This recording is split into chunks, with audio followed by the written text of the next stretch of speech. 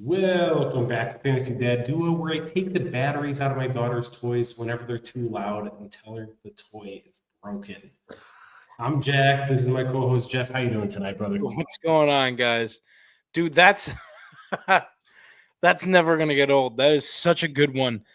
Oh my god. Sometimes it has to be done. I will be honest with you. I've only gotten there once so far, but I'll be honest with you. I think that's one thing that even if we start talking to some dads from the 90s, I think that was probably a big thing with them back then as well. So can't go wrong with they're still gonna play with it. It doesn't matter. Doesn't matter. Exactly. They'll press those buttons that don't work, and they'll love every second of it. And you know the thing, people love giving gifts that are loud as fuck Dude, because they don't have to deal with it. that is true. That is true. They just love that the kids love playing with their toys the most, and it's the loudest ones that they always play with the most. So yeah, no, I get it. I get it. And speaking of the All right. loudest ones, I will say this: the big thing for me right now is I get yelled at by my daughter, and it's not even just like it's not even because I'm doing something that's irritating the almost 11-month-old. It's just because she gets this rush of excitement no matter what's going on, and she's just "Ah!" and she just gets all excited and it erupts. She's doing it back and forth with my wife today, just before dinner. They were screaming back and forth at each other, and I was like, "Where is my camera? I need a camcorder. Get me a camcorder so I can videotape this." Oh my god, absolutely hysterical, Jeff, I might put that sound to you and use it in future episodes when you're excited. dude. Do it, do it. If it needs to happen, it needs to happen, Jackie boy. If it needs to happen, No, that's a I'm, lot I'm of so needs to happy. happen. I'm so happy that little jelly bean of yours is finding her voice. It's so much Oh fun. my god, dude! It is. It's they. There's a couple of things. Oh man, my head looks like an Easter egg right now. There's a couple of things that people have told me to be like ready for, and her finding her voice is one of them. And I'll tell you right now, dude, uh, the kids finding their voices and getting excited about it, and then seeing the look on their face when they find it and when they're starting to scream and they know what they're doing is something new than what they did before. Oh, make a grown man cry, dude. Love it. Love every second of it. She's amazing. The best. All right, let's get into episode 12. We'll be talking about the best wide receiver twos on their team. So that's the backup wide receivers, so to speak. So the best ones in the NFL and some sleepers that nobody's talking about, not the big names like Omari and Hampton and GT, not those sleepers. So some deep ones to talk about that you're grabbing at the end of deep drafts, things like that. So let's jump into the best wide receiver twos in the NFL. This is like a ripe category, Jeff. I didn't realize how good the league has Yeah, gotten in terms of wide receiver twos. when we started talking about it, I was like, yeah, we're probably going to think of like maybe 4 or 5, just like we were talking about the top tight ends and we talk about top wide receiver ones, running backs. We're always talking about like 5 or 6 guys, or what's your list of the top 10 in the whole league and this and that. We probably came up with easily 15 to 20 right off the rip when we were talking about wide receiver twos. And we're only going to be able to talk about maybe half that today. There's way too many. There's way too many. There's so many, and I used to have a rule not too long ago that I would never draft the second wide receiver on a team. I always wanted that top guy in terms of targets. I'd rather take a top guy on a bad offense than a number two on a good offense. I'm not sure that's the case anymore. I'm drafting some of these guys high. Like the first name up there, Tee Higgins, back up to Jamar Chase. Tee Higgins is a wide receiver one on 70% of the teams in the NFL. He's a high end talent. He could catch it over the middle, play that big slot role. He could do the contested catches down the sideline. He's a touchdown machine. Tee Higgins to me Touchdown is the machine. best backup wide receiver in the NFL, and that is for me by a decent margin. How do you feel about Tee Higgins? I mean I've had him before, and I had him. I want to say it was like 23, maybe. It was the season that he wasn't playing like himself. We'll put it that way. He didn't play the entire season either. And it wasn't a season like it was these last 2 years. I mean, these last 2 years, 9-11 and 846 with 10 Hey, touchdowns. never forget. Never forget. Never forget, Oof. baby. Jeez. 911 yards in 24, 846 yards in 25 with 10 touchdowns and 11 touchdowns. I mean, those aren't bad seasons by any means, and you can't go wrong if you're going for a wide receiver too who's getting 73 receptions, 59 receptions, 74, 67, 42. Like, he had one down year, and he still had 42 receptions with 656 yards and 5 touchdowns. Like, he's a great player. He could be a star on at least half of the other teams in the league easily. Not that he isn't a star now, like a wide receiver 1 star on half the other teams in the league. Yeah. If Jamar Chase goes down and misses a little bit of time, Tee Higgins gets thrust into insane volume. Correct. Correct. He could be a guy that gets 140 targets without Jamar Chase. Of course, Jamar Chase gets 180, so there's only so many times you can throw the ball. And if Joe Burrow is Joe Burrow, who's to say that both of them aren't going to have 11, 12, 1,300 yard seasons? It's possible.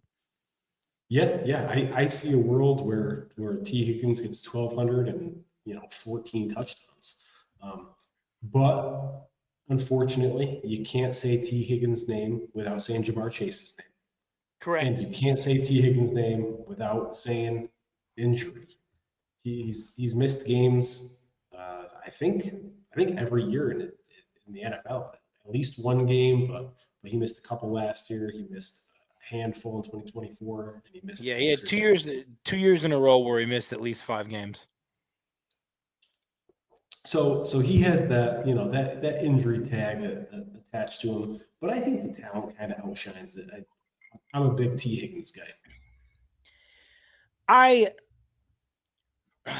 See, I hate to be this guy. I would be a big Tee Higgins guy if it wasn't for, and you can't even really call it a shadow of Jamar Chase, but it's a shadow behind Chase because he's such a big character in the storyline of the Cincinnati Bengals that supporting cast is Tee Higgins. So in that idea, who's going to go and get the ball first? It's going to be Chase 9 times out of 10. But looking at the targets that he's had, and I'm speaking of Tee Higgins now, looking at the targets that Higgins has had for the last 5 seasons, his entire career, he's got 2 years under 100 targets out of 6 seasons. So he's something to think about. That's why he's at the top of our list right now. Yep, and Tee Higgins, I'll always love you for that 3 touchdown game in the Fifth championship against Alex. Sorry, brother, he brought me to greatness. No, we'll never apologize to Alex. Alex is a fucking he's a Dolphins fan, so he can fuck off. Anyways, next on the list is George Pickens. Go fucking dogs, baby. He's a threat to every single team that he plays against. He was good when he was on the Steelers. I almost forgot that for a second. My wife would kill me. He was good when he was on the Steelers. He had 1,000-yard plus season. It was 63 receptions, 1,140 yards, 5 touchdowns. He had 18.1 yards per reception that season. Wild season.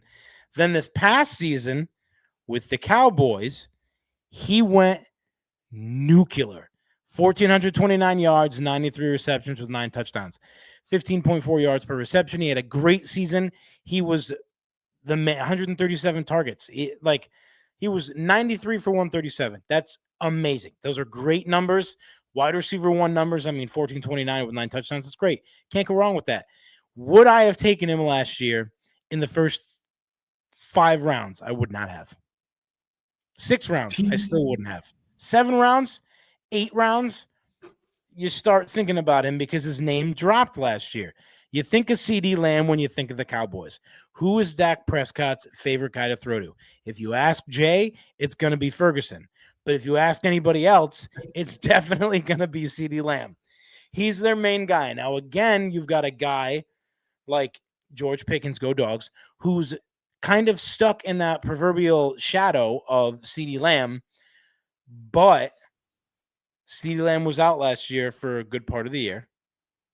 He came back and he shined, but he also shined alongside of George Pickens. So, I mean, if they're both shining together, you know what I mean? They could.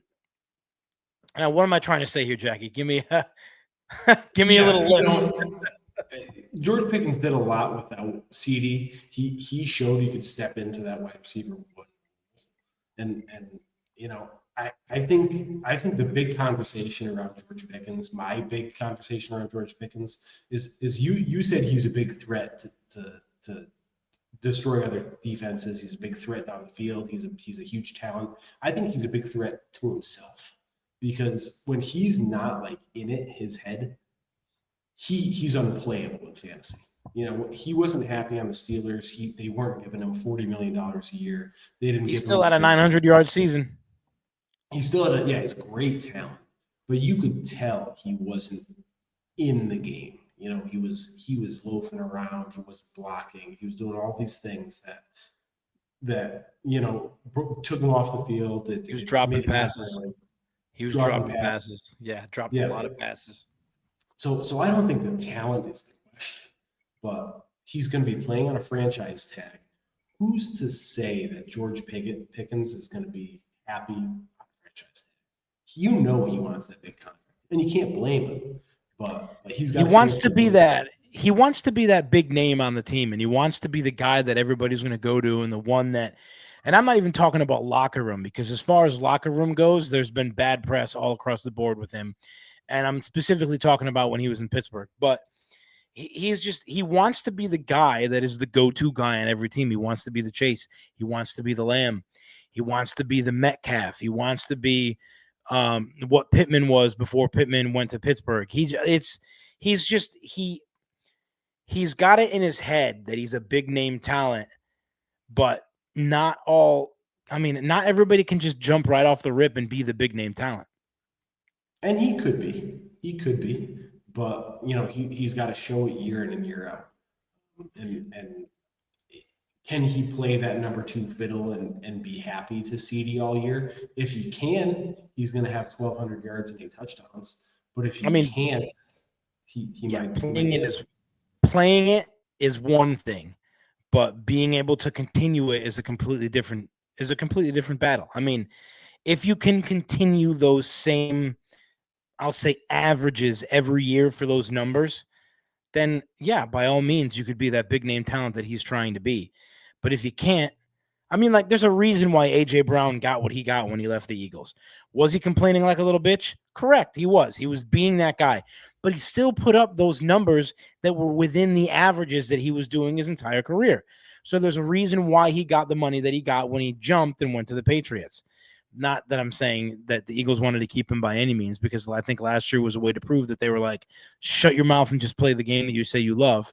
But he's a big name. He got the bigger money, and he got that bigger fanfare when he got to New England, all because of those averages that he knows how to keep up year in and year out.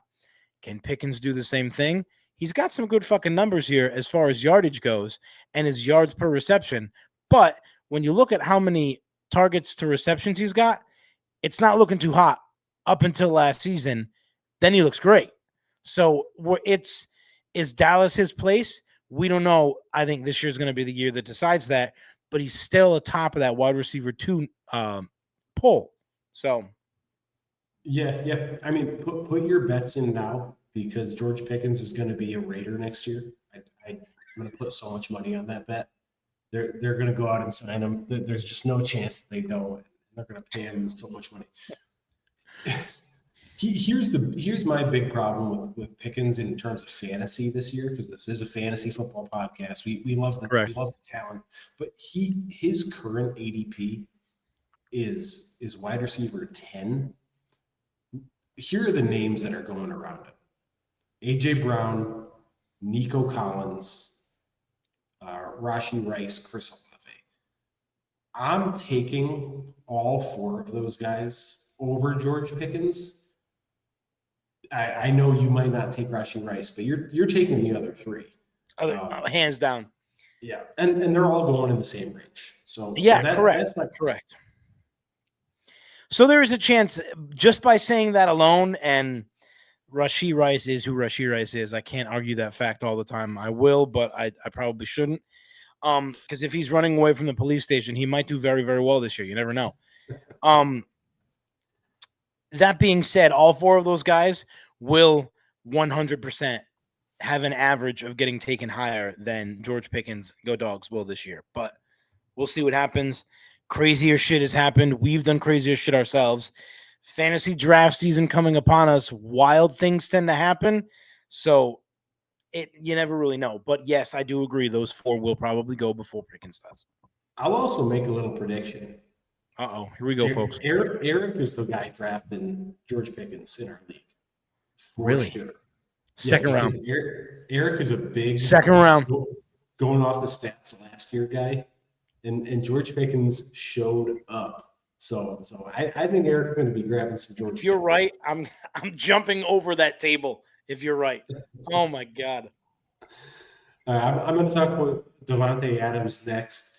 There might be some argument about if he's the third best wide receiver two in the league, but because of his age, we get it. He's going into his age 34 season. He did show some signs of slowing down last year. I mean, 14 touchdowns. Who the fuck is slowing down with 14 touchdowns? Well, yeah, okay. He was the best red zone wide receiver that maybe we've ever seen. All 14 touchdowns, I think, came in red zone, which is absurd. But he dropped. He had. If we give him an extra 3 yards in 2019, he had 1, 2, 3, 4, 5, 6, 7,000-yard seasons in a row.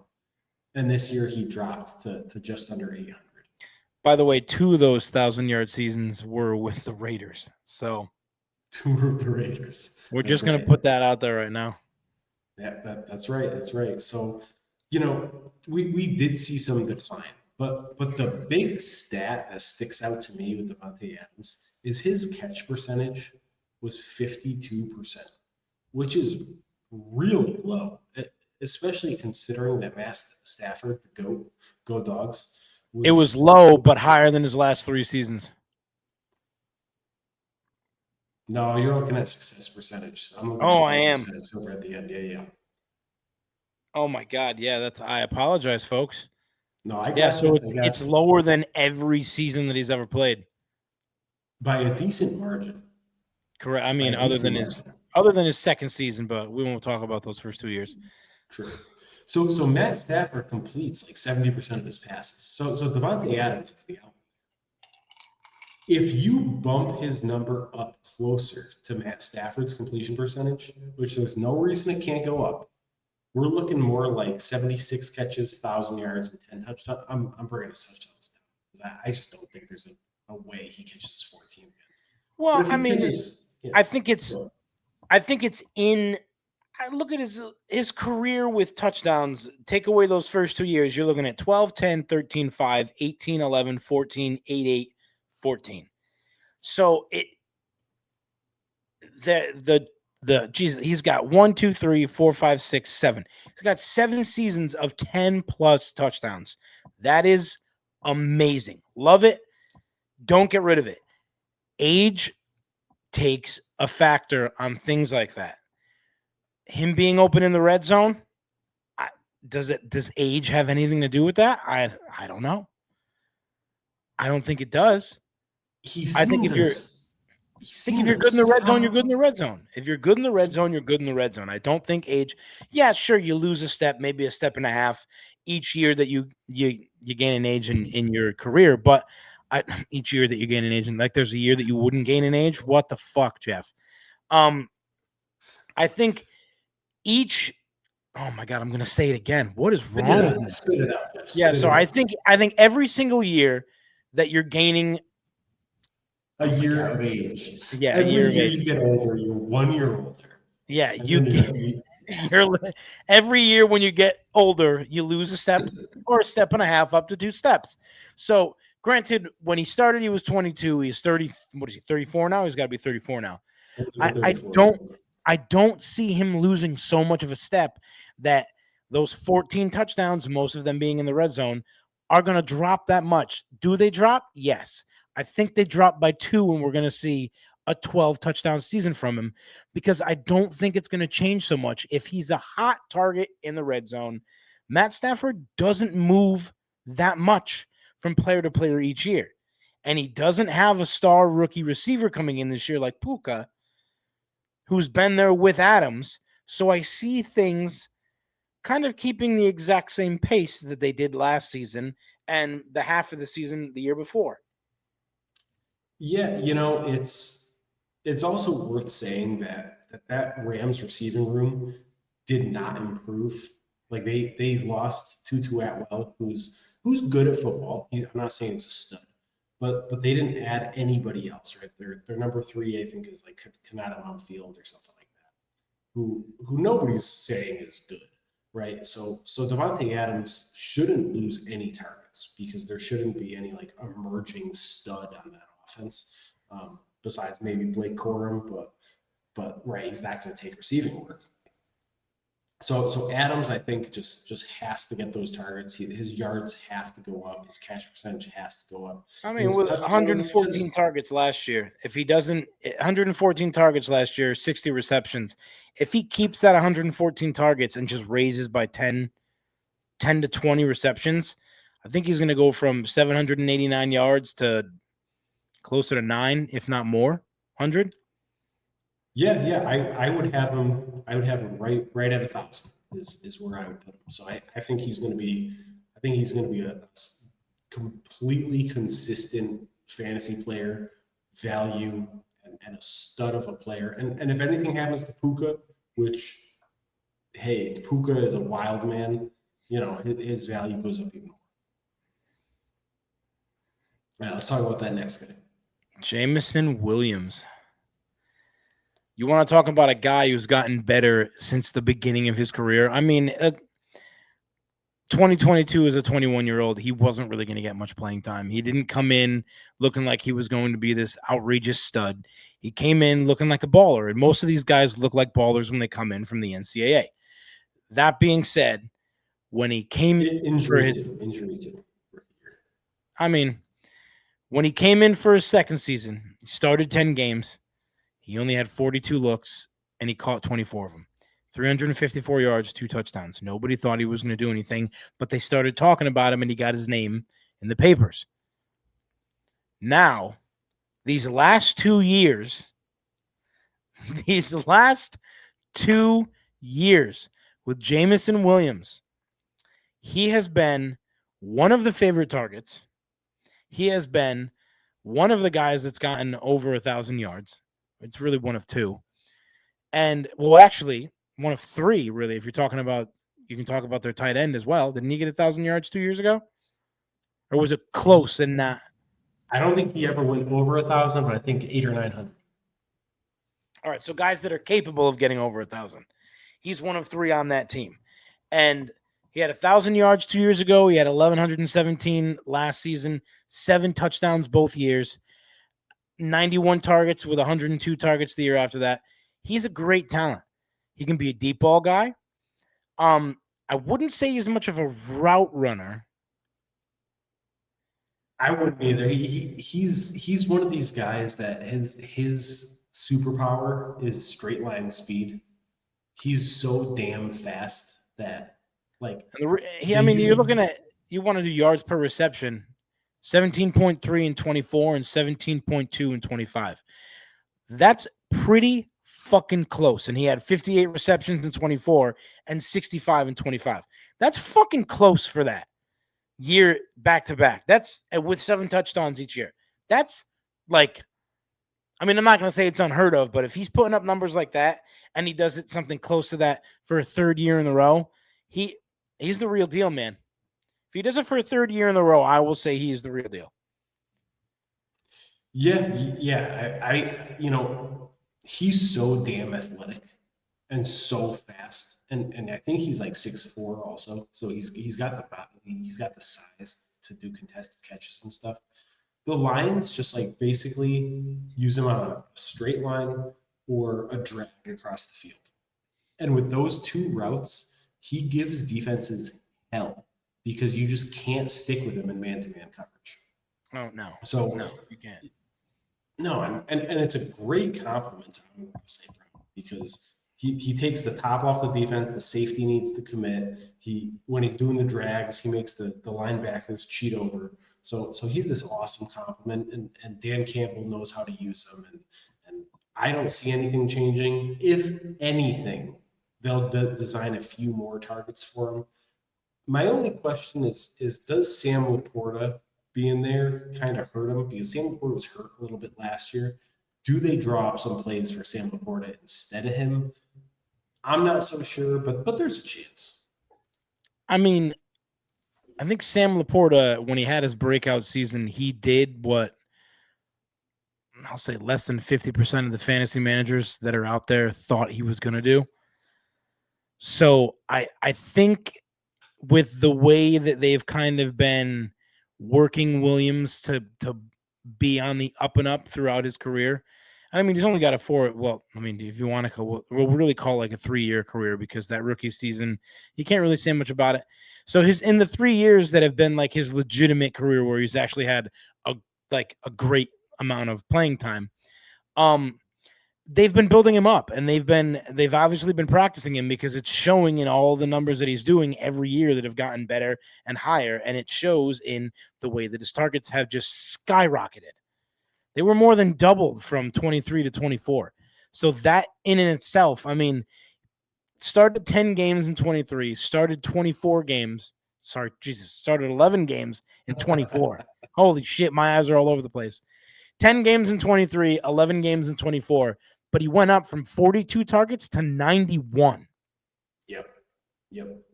Basically doubled, more than doubled. He forces you to put the ball in his hands because Correct. amazing things happen. They use him on end arounds, they use him on screens as well. And you, like you said, those yards per catch per reception, 17 is, that's the high end of the NFL, especially with that volume. You never see it. Yep. So in terms of ADP, he's going right next to one of those guys we just talked about, Davante Adams. It's your time to draft, Jeff.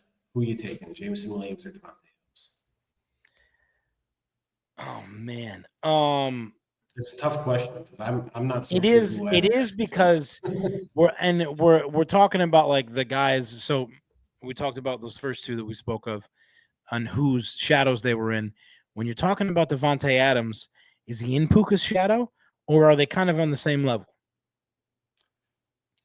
I think he's in Puka's shadow just because of what Puka did last year. I think Puka had 180 targets and 1,700 yards. So to me, yes, they're both in the shadow of the player. Yeah, I mean, Williams is definitely in Amon-Ra's shadow. So we're kind of in, but speaking with that, I mean,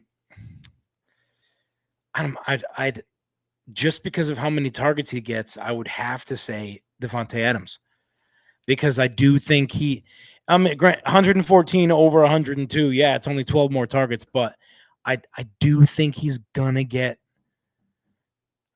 a little bit more because you can't assume that he's gonna be 4 or 5% lower than his normal catch percentage. So I'm like, his career, he's probably gonna, you know what I mean? I'll take Davante Adams too because I see an improvement coming. The only way I take Jameson Williams is if I have a super boring team because Jameson Williams is the prototypical give you 30 one week, give you 2 the next. So if you need a little bit of spice in your life, grab the guy who's all over the place in terms of scoring, and that's Jameson Williams. Davante Adams is going to give you a touchdown and 80 yards a week, every week. So I'll take him because that's typically the type of player I'm looking for at this point of the draft. But Jameson Williams, I like for a little bit of pizzazz. All right, we're going to go on to the next one, and this is the first real question of who is the wide receiver 1 and who is the wide receiver 2. So I'm saying just for the point of argument that Rome Odunze is the wide receiver 2 on this team, and Luther Burden is the wide receiver 1. And the reason I'm saying that is because Luther Burden is going ahead of Rome Odunze in fantasy drafts by quite a bit. Is that the way you see it? You already knew that was the way that I saw it. That's why I was making that face.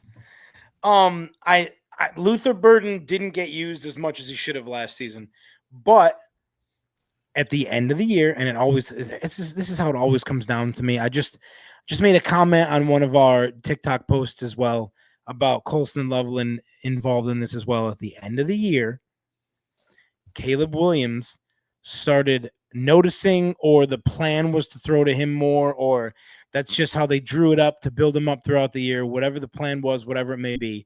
He started showing off a little bit the talents that we saw 2 years ago when he was in Miz. I like his finesse with being a wide receiver. I like his finesse catching the ball. I like what he does with yards per reception. I like what he does after catch. I think he's explosive when he gets the ball. I think he's explosive in character with what he does with the ball afterwards. I just think I'm very excited to see where things could go with him being a wide receiver 1. But could Odunze have a giant bounce back year and also prove that if you give me more targets, I'll come to play? Yeah, he could, because the talent is there for him as well. He went from 101 targets to 90, and he went from 54 receptions to 44, 734 to 661 yards, 3 touchdowns to 6 touchdowns. So, I mean, his talent is there. Could he do more? Yes. Should he do more? Yes. Does everybody want him to do more? That's another thing you got to ask Jay, because I think Jay thinks he's like one of the greatest slices of bread he's ever seen. So I'm at the point with guys like this that you expect a lot out of 1 year. And then when they don't produce to where you think they're going to the year after, do you continuously think they're going to have that bounce back year, or do you just expect the same from them there on out? Because really those numbers are so close, you could call them exactly the same, and I don't think many people would argue with you about it. What do you think, Jackie? Yeah, I have some trouble with Odunze because he looked so good as a rookie, and then Ben Johnson comes in. It's a new offense. He drafts the shiny new toys in Loveland and Burden, and then Odunze kind of falls off, right? After 6 games or 7 games, whatever it was before Odunze got banged up, I was ready to crown Odunze as the next Alpha 1 wide receiver in the NFL. And then he got hurt, and then he never came back looking the same. And then the season ends, and Luther Burden looks like a stud. So who is that wide receiver? I don't know, and I think that there's no problem drafting Luther Burden in the 5th round and then drafting Rome Odunze in the 6th round and having them both on your team, because the route tree on this team, the targets on this team are going to be consolidated. Is Burden So going to they make it to both the will 5th? return on value. Is Burden making it to the 5th? He's getting crazy helium, Jeff. He's getting drafted as the 50th player off the board right now. Which is high. I mean, that's. Let's check this out here. I got this Fantasy Pros up. I'm gonna take a look.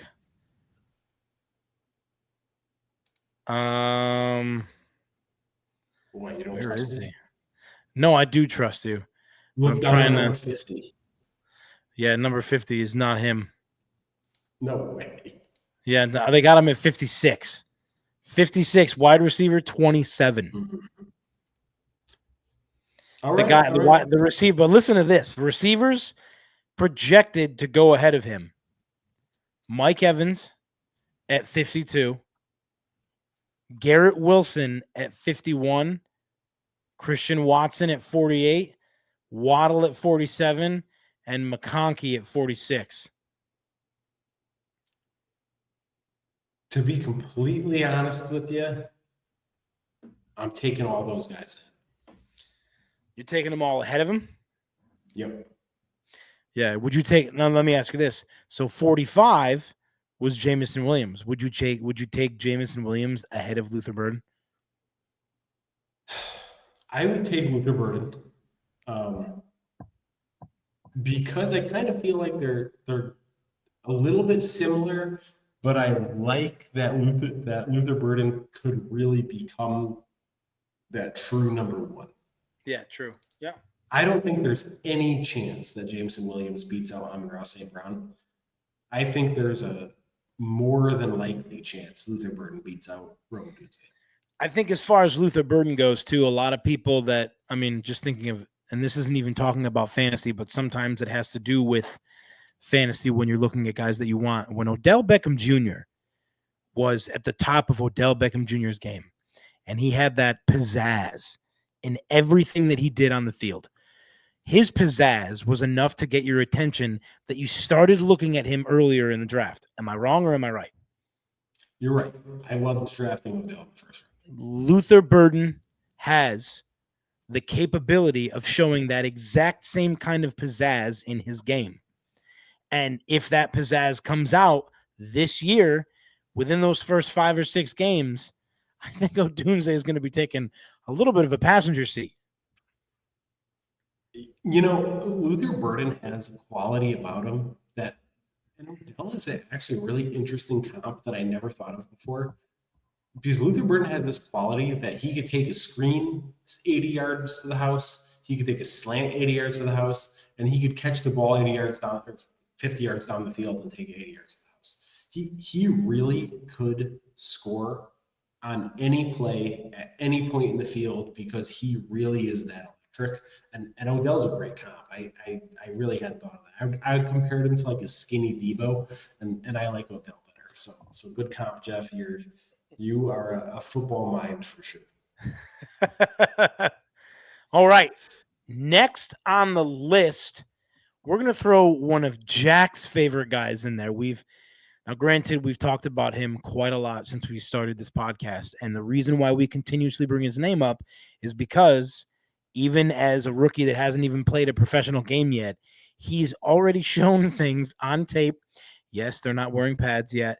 And yes, we do get a little half chubby, just like we did last week, about these videotapes that we see from these guys in practices, because the things that they're doing without pads on are absolutely fucking insane. But what he showed at Arizona State was that he can be that guy. And proving that you can be that guy in college and proving that you can be that guy in the NFL is something completely different.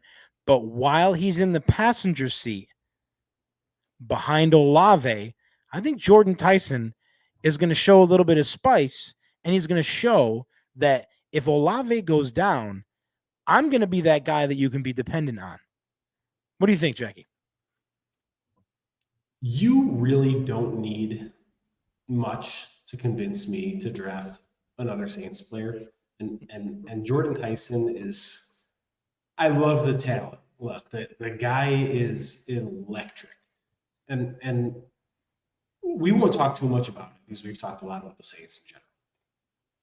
But one thing I will say is that the Saints are sneaky moving up the ranks and how Vegas looks at it too.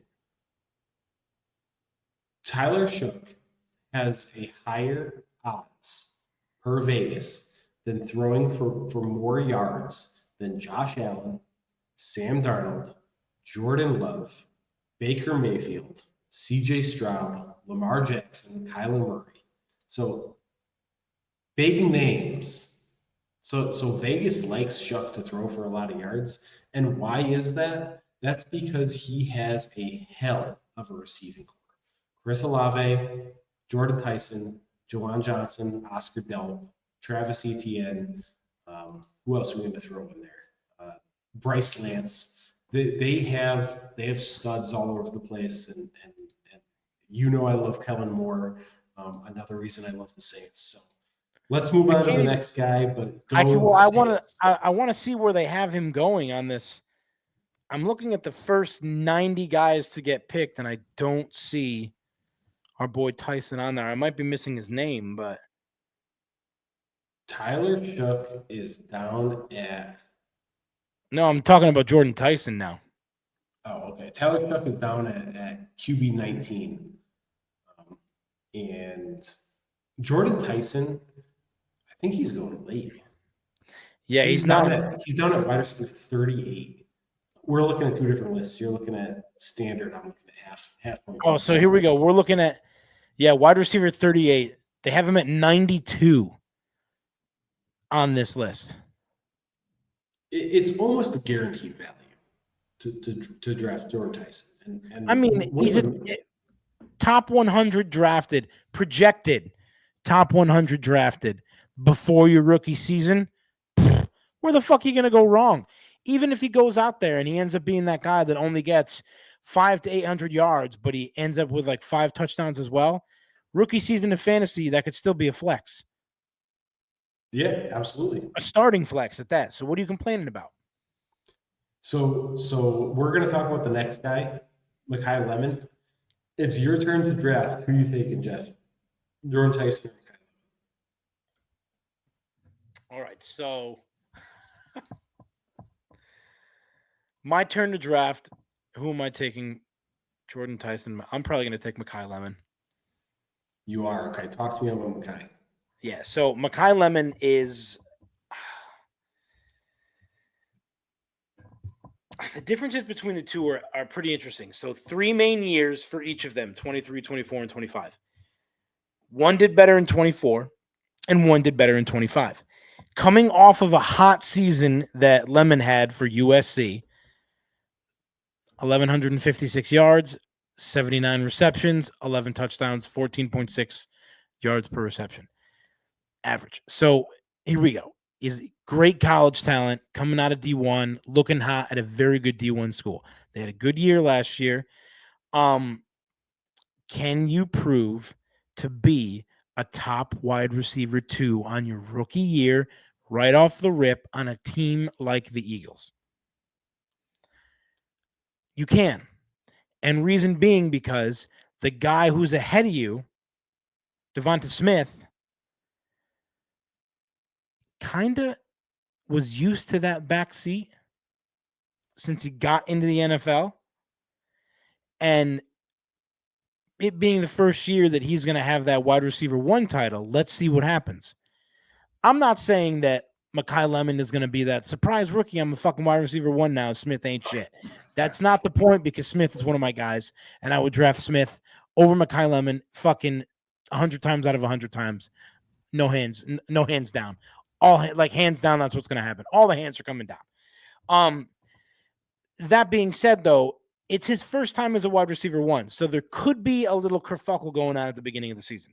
There could be. I'm not saying there will be, because I don't think there will be, but there's a solid chance that wide receiver 1 tag that he just snagged from our boy A.J. Brown getting moved, there could be a little learning curve where he has to get used to it, because it's a big deal in a place like Philly because their fans are not forgiving at all. They expect what they expect year in and year out, because when you're a team that has won 2 Super Bowls in a decade, they're expecting 2 more Super Bowls in the next decade. So you're not really a guy that gets a lot of breathing room. Fantasy-wise, I think Lemon is going to end up a little bit closer to what Tyson does, but he's going to get a little bit more of the target focus that Tyson is not going to get. Mekhi Lemon. So first of all, Devonta Smith, in my eyes, is the clear alpha. But are there enough targets to go around? Heck yeah. I mean, Dallas Goedert had a fantasy viable season as the 3rd option on that team. And Mekhi Lemon should easily take number 2 priority. Easily take number 2 priority. He's a demon in the slot. He has red zone chops that people don't give him credit for because he's not like this big body wide receiver. He's like 6'1", 180 pounds, something like that. But the guy's a dog. I mean, he could score in the red zone. He could take a hit. So I don't have any question there. I have Jordan Tyson higher, but that's for another time. I like having pieces of good offenses, and the Eagles are a good offense. So I like.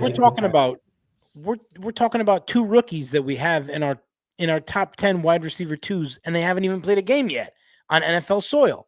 So we're on NFL soil. Ooh, I like that. I'm going to continuously use that.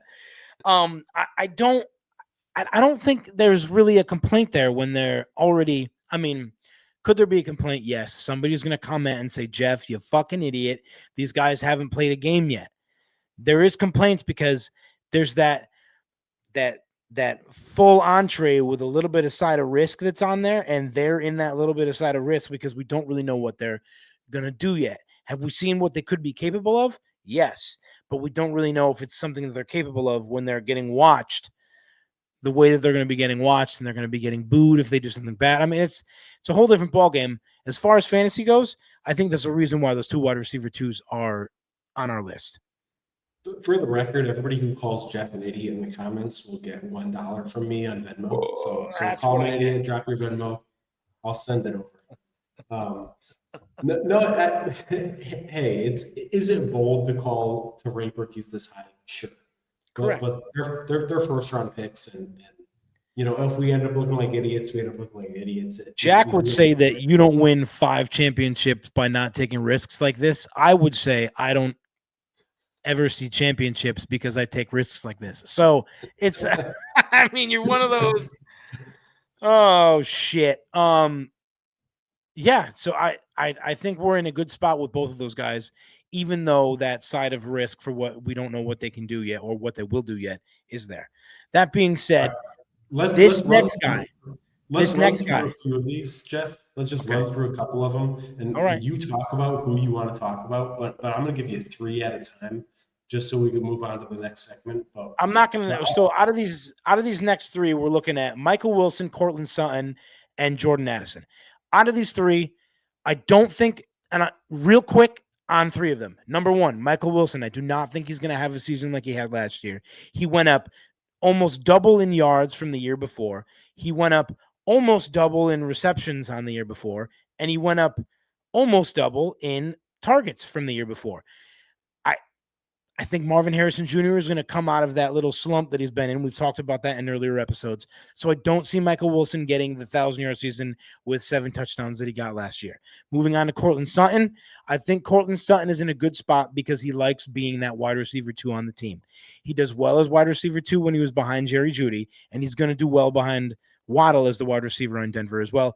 I think he's going to have good tidings coming in this year.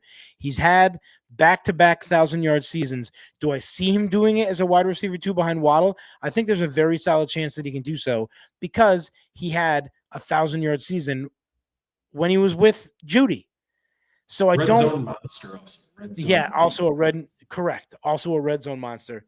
I don't see much changing in his future, even though he's going to end up taking that passenger seat to Waddle on Denver. Jordan Addison, last year, he had a down year. He's had some trouble. I do believe he's also had some legal trouble in the past years. A little bit, but I think most of that's cleared up. Jordan Addison, there's a chance he loses his wide receiver 2 spot to Jawan Jennings. I personally have him ahead, but he's a great downfield threat. He's a great red zone threat. So Jordan Addison, definitely a talent. Definitely. Jordan Addison's big pull for fantasy is that he's a touchdown stealer. Yeah. Touchdown machine. And that's what I'm going to stick with. So out of those last 3 guys, my top pick out of the 3 of them is going to be Addison. Even though there's that chance that he gets that bump from wide receiver 2 to wide receiver 3, I don't see it happening because, well, let's put it this way. Even if it does happen, I see him taking it back by the end of the season if he has a Jordan Addison season for fantasy and he becomes that touchdown stealer again. He's exactly what our boy Charbonnet is at running back at wide receiver. He is a touchdown stealer from that wide receiver 1. And if you are that kind of player, then you deserve a spot on that fucking fantasy draft list. UC Sharps might play week 1. You know, I didn't know if it was going to get brought up after I did a little I won't call it a deep dive, even though most people probably will, to see what the fuck everybody was saying about it. And I didn't see it in many different reputable sources. So what I'm going to say is he a freak of nature? Yes. Is he a big old strong boy that can fucking get through some of these things faster? Yes. Do they get hit with a lot of shit in the NFL? Hell yeah. So I think him being able to come back from this is a no-brainer. But if he comes back too quick, can it happen again? Yeah, I think so. Yeah, I hope they let him rest. I hope they give Jadarian Price the reins. All right, let's move on to some sleepers that no one is talking about. And Jeff, I just filled this up with mostly players that I care about. I know a couple that you really like, but let me just start Josh Downs. I personally like Alec Pierce and Tyler Warren to be the bell cows on this passing game. And to get a ton of targets and to lead the team in yards and targets and receptions and touchdowns and all that good stuff. But there's no reason that Josh Downs can't take that Michael Pittman role. And Michael Pittman had 111 targets and 7 touchdowns and 800 yards this year. So there's no reason Josh Downs can't just completely soak all of that up and become a high-end wide receiver 3, low-end wide receiver 2. How do you feel about Josh Downs? I've never been a big Josh Downs fan. I've always thought he was more on the streamer end, but he got targets like he was a wide receiver too. I mean, he's one of those guys that, and sleepers no one is talking about. I like using that with his name in there because I think he's perfect for this. He's one of those guys that could go undrafted and show up and somebody gets him in free agency after week 1. Yeah. Which is weird when you're talking about a guy that's getting 98, 107, and 88 targets. It's very weird to say that. But he was playable last year as the 4th true option on that, 5th true option on that team, if you're being completely honest. Because Jonathan Taylor was the first option. And I'm talking as an offense, I'm not only talking defense. And then Tyler Warren and Michael Pittman were the ones soaking up the majority of the targets. And then Alec Pierce, he had a 1,000-yard season. He had all those touchdowns. So really, Josh Downs was the 5th option, and he was playable as a low-end flex, but still playable. So if you take 111 targets and you distribute them between those, 3 of those 4 guys that I just mentioned, he could be a true flex. You won't feel great about it, but these are deep sleepers. So Josh Downs in my deep leagues, I'll grab a few shares of him, see if he pans out. All right, Jeff, who you got? So putting Travis Hunter on there, it's hard to skip past that name, even though I wanted to, because there's a guy that's a little bit lower than that I would love to talk about that goes by the name Emmett. Snag him. Yeah. You want me to snag him? Yeah, snag him. The guy a little bit lower on the list? Yeah. Emmett Johnson. Coming into the draft this year, there was a few guys that I'm gonna pull his name up and check out what his college stats were too. Unless you already have him up. Do you already have him up? I don't have him for you, but I'll filibust till you grab him. Emmett Johnson is in a juicy landing spot. A great offense with only one injury-prone name ahead of him, and that's Ken Walker. Let me know when you have those stats up. Emmett Johnson's a great handcuff. College stats. Here we go. So, verify that I'm a human. What the fuck? College stats at Nebraska. I won't go year by year. I will literally go in his senior season in Nebraska. 251 attempts, 1,451 yards, and 12 touchdowns, averaging 120 yards a game with 370 receiving yards on the season and 3 receiving touchdowns. He was an absolute fucking monster on an up and coming, they've been good before, but on another up and coming college team in Nebraska. They're having another run right now. I think they're going to go on another run, but that's for a different fucking podcast at a different time. I like the way that Emmett Johnson looked in his career in college for Nebraska. I like the way that Nebraska used him. I like the way that he's capable of catching the ball. And I like the way that he just explodes off that fucking line and can physically pretty much run through anybody that's in front of him if he wanted to. 251 touches with that amount of yards. Oh my God, sign me up. I'd be willing to snag him way later in the draft because he's not going to be well, here we go again. Kenneth Walker just came off of a team that had a touchdown stealer. Do you know where I'm going with this? You think Emmett Johnson could be that guy? You think he could be Zach Charbonnet? I am wondering if Emmett Johnson could be the touchdown stealer on the Kansas City Chiefs this year. I'm not saying he's going to repeat what he did when he was in Nebraska because college, NFL, completely fucking different ball game. But what I am saying is Kenneth Walker's already used to it. They didn't consider them community backs because Kenneth Walker was the clear RB1 on the Seahawks. But could Emmett Johnson prove himself and show that he is the touchdown stealer for those running backs on the Kansas City Chiefs in the 2026 season? Fantasy guys would love it.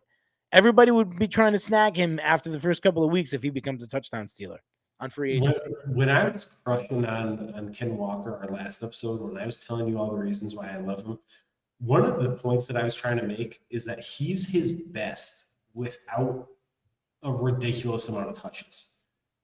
So he could use a complimentary back. And there's no reason Emmett Johnson can't do that because Emmett Johnson can do everything. And if Ken Walker goes down, Emmett Johnson will probably be a running back. He'll probably be a top 12 running back in this league, fantasy-wise, because the Chiefs need somebody to run the ball, and they don't have anybody else. Let me ask you this. So, do you think this could be a hot take? Do you think if Kenneth Walker goes down like CMC went down on the 49ers, and the running back I believe that took over for CMC that year was Jordan Mason? Right on the money. So do you think if Kenneth Walker goes down, do you think Emmett Johnson, the Emmett Johnson, has a better season than Jordan Mason did with the 49ers? That would be a hot take. Yes. Assuming they use him as the every down back, which I don't see why they wouldn't. I'm going to agree with you there because obviously we already know how I feel about Emmett Johnson, but I will say it was very nice to see him on your list. I'm glad that he's on here because you are correct. He is a sleeper that people are thinking is going to go nowhere, but he's in a very hot-seated position right now. Very hot-seated. It was pretty much the best landing spot a rookie running back could have this year because he's behind an injury-prone guy on a great offense. Oh, it's not because he's on a team that has had dog shit running backs for almost an entire decade, and now that they finally have a good one, it's one that could easily get injured within the first 5 games of the season. That's not the reason why? No, isn't that what I just said? All right, my next guy. My next guy, I'm going to skip down all the way to the bottom. I had Ricky Pearsall. And a little bit of news came out today that Ricky Pearsall might have to undergo surgery. And because they said the 49ers came out and said they were trying to let Ricky Pearsall's knee heal on its own. I think I started reading this too. Yep. It has not been healing, so it seems like they're gonna do the surgery. Everything is coming up spades for Deshaun Strickland because they drafted him about 2 rounds higher than everybody thought they were going to. He's behind only Mike Evans now because Ricky Pearsall is probably going to get that surgery. We love Mike Evans. He misses a few games every year with a hamstring injury. Still gets 1,000 yards. Still gets 1,000 yards. Well, I think he missed it last year, right? Last year he did. Yeah, he did last year. But DeJon Stribling might fall into a wide receiver one role on one of the best offenses in the league. And Even if he falls into that wide receiver 2 role, man, the kid's got some talent. He does. I watched some tape. I didn't love what I saw. He's big. He's got straight line speed. He's a great blocker. But I didn't see great ball skills. I didn't see great route running. But clearly the 49ers saw something they liked. So I mean, those guys, those teams are always seeing things that we don't see because we're not. I mean, we're not looking at the same shit that those guys are looking at. But look, for what he did, he played at Washington State, he played at Oklahoma State, and then he went to the SEC with Ole Miss last year. SEC strong, baby. 602, 811, and 882. 5 touchdowns, 6 touchdowns, and 6 touchdowns were his best years. But his yards per reception, 17 yards per reception, was his best season in his junior year with Oklahoma State. So he's got some talent behind him. I mean, he's got some Big 12 talent behind him. Jeff, breaking news. Deebo Samuel back to the 49ers. Could that be because of the Ricky Pearsall issue? It's got to be. Oh, Deebo Samuel back with the Niners. Does that change? I mean, I'm a Deebo Samuel guy through and through. I shouldn't have fucking dropped him in Dynasty now, but anyways, God damn it, man. The shit that I do just keeps on fucking coming. I'll put him in a claim right now to pick him up. I think somebody already picked him up actually. Yeah, I think somebody snagged him like a week ago. Does that change the way that you feel about Stribling? A little bit. The fact of the matter though is he's almost undrafted either way. So I mean, could be a free agency hotspot. I'll still take him in dynasty leagues. I'll still take him in super deep leagues, but there's still an opportunity. So I do like Stribling. Dynasty leagues, he'll be a taxi squad favorite for sure. Oh yeah. Yeah, big time. Wow, that's wild. Deebo Samuel back where he started. Now, after the season, who picked him up?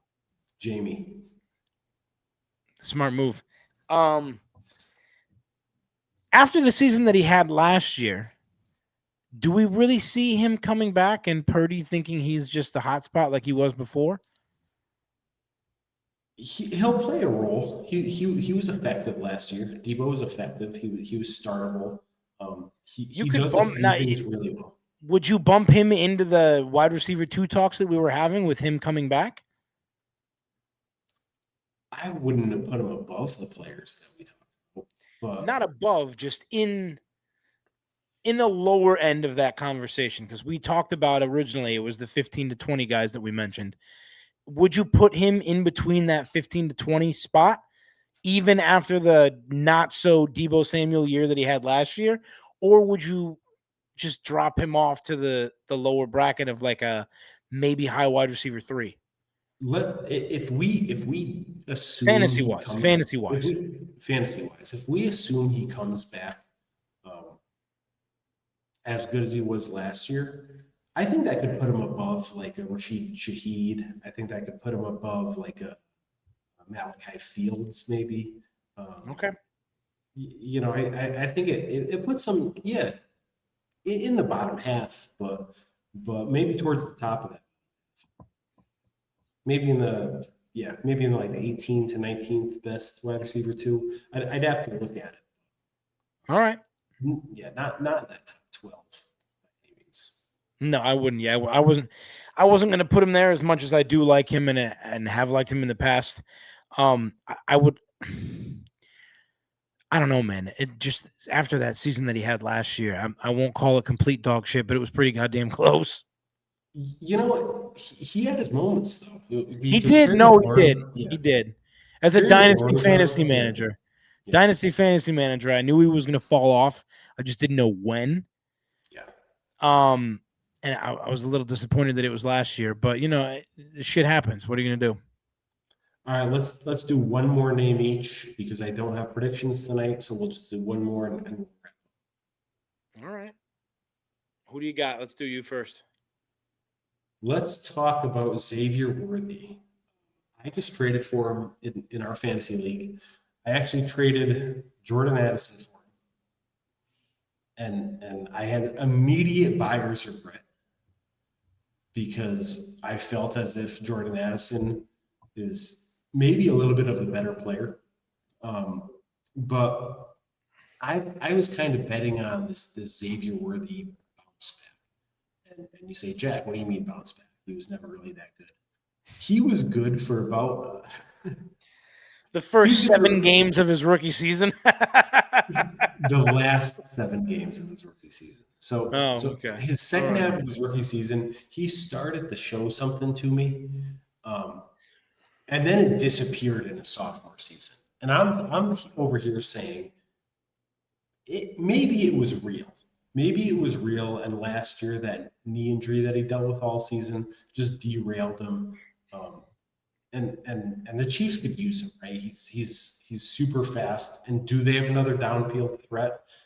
No, not really. Tyquan Thornton, who none of us, we don't like, or I don't like at least. So I like the upside of him kind of regaining some of that mojo he had. I'm not a Xavier Worthy guy. I never have been. I never will be. And everybody knows me as the Kansas City hater, except for Emmett Johnson. But I don't know, man. I don't see him. I don't see him being one of Andy Reid's guys. I don't. I mean, when you look at the talent among wide receivers that they have, and I'll throw Travis Kelce in there as well. When you look at the talent that they've had and the talent that Andy Reid has dealt with his entire career, his entire coaching career there, he doesn't play like any of those other guys do. I don't see him anywhere near the kind of play that Tyreek Hill was hurt. I don't know, whatever, when he was on Kansas City. I don't see him at that same. I don't see him anywhere near what Travis Kelce is. And still is at that. He proved that last year. I don't know. I mean, he puts a bad taste in my mouth. And not to cut you off, but you said the second half of his rookie season is what got you. So he had 98 targets with 59 receptions his rookie season. I don't like that. 98 targets, either don't drop the ball or get to the ball faster. He had 638 yards with 6 touchdowns. All right, very good for a rookie. That is, if you're in a 3 or 4 wide receiver league, that's wide receiver 4 numbers. Wide receiver 3, wide receiver 4 numbers. That's flex numbers. Fantastic. But then you said last season he didn't show up. He had 73 targets with 42 receptions, which is better receptions per targets that he had the year before. He was 59 and 98, and he went to 42 and 73. So had he gotten those 98 receptions that he got the year before, it could have been a lot different. He ended up with 532 yards, only 100 off, and he had only 1 touchdown. But his yards per reception, 12.7. we'll say 2 yards higher than it was with 20 less targets the year before, or 20 more targets the year before. So I just don't. I don't know. I mean, is he the same player that he was his rookie year? Yeah, I do believe so, because he's hot and he gets hot, but then he gets very fucking cold, and it's few and far between. If you spread those 7 games throughout the whole season, I think he stays in my eyes as a streamer. I really do. You could use him as a flex. You can keep him on your bench, but I think there are better guys that you could use in a wide receiver 3 or a wide receiver 4 spot if you're in a 3 or 4 wide receiver league. And I do think there's guys at the flex spot because you can use fucking almost anybody. So he's the fastest player in NFL history. Jeff. Does that do anything for you? No, not at all. All right. I'm sorry, dude. Not at all. Not at all. All right. So the guy that I was going to talk about is another rookie. He's a rookie that's Junior going. rookies. This year's rookie running back class they didn't all land in great spots. This guy landed behind Ashton Jeanty. So we're like, is he going to see playing time? He'll probably see some because even the greats like Jeanty is going to need a rest every once in a while. Mike Washington coming in with the Raiders.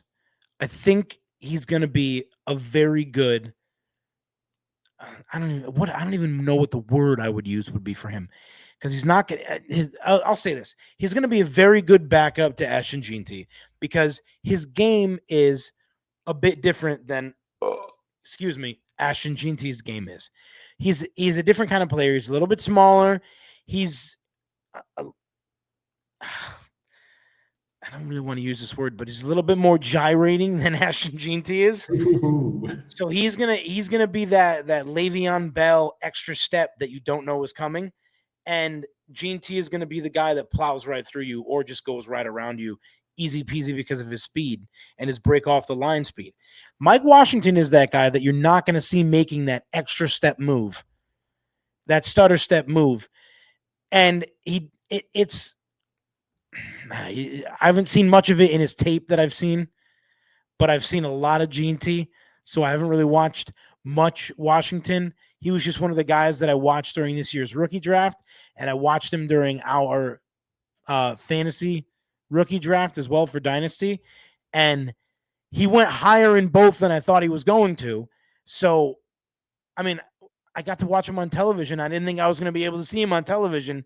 So that's saying a little something. The Raiders are seeing something in a guy that can back up somebody who is going to be a great that they have on their starting RB1.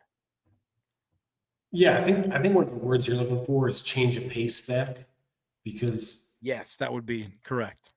Correct. GT's that absolute bruiser, and Mike Washington has home run speed. Do you remember what's his name? There was a Falcon, Antoine Williams, is that his name? There was a Falcons running back who backed up Steven Jackson on the Falcons for the few years he was there. Okay. And he had like his first 7 touches of the season, he had like 200 yards and 7 touchdowns because he had this like blazing speed. And Steven Jackson was such a thumper that he would just come in and he'd hit like a 50-yard home run every time he touched the ball. I think Mike Washington could be that to Jeanty because he's got that crazy home run speed, and Jeanty's going to wear down defenses. I don't know if he could ever handle the volume to be a true breakout, but I like the athleticism. I like the talent. If I were to put your nose to the grindstone and say Emmett Johnson or Mike Washington, who you drafted? Emmett Johnson. Yeah, Emmett Johnson for me too. He's in too much of that sweet hot spot for what he's capable of doing and what they'll probably end up letting him do. I think it's just too complimentary to a fantasy squad. You know what I mean? Was the guy that you were talking about Jaquiz Rogers by chance? It was not, but I do love me some Jaquiz. Jaquiz is only like 5'6", and he's a little speedster. So was it Anton Smith? Anton Smith, that's the guy. They only used him on like trick plays, end arounds, screens, things like that, and he just hit home runs. It was only one season. Jeff, you were like a researcher. My God, you took my role. You did a better job. I'm coming out of my my research shell here. My fingers are moving fast as fuck tonight. Feeling good, Jackie. That's what I'm talking about, brother. All right, that'll do it for tonight. Jeff, been a pleasure. Amazing as always. Peace out. See you guys later.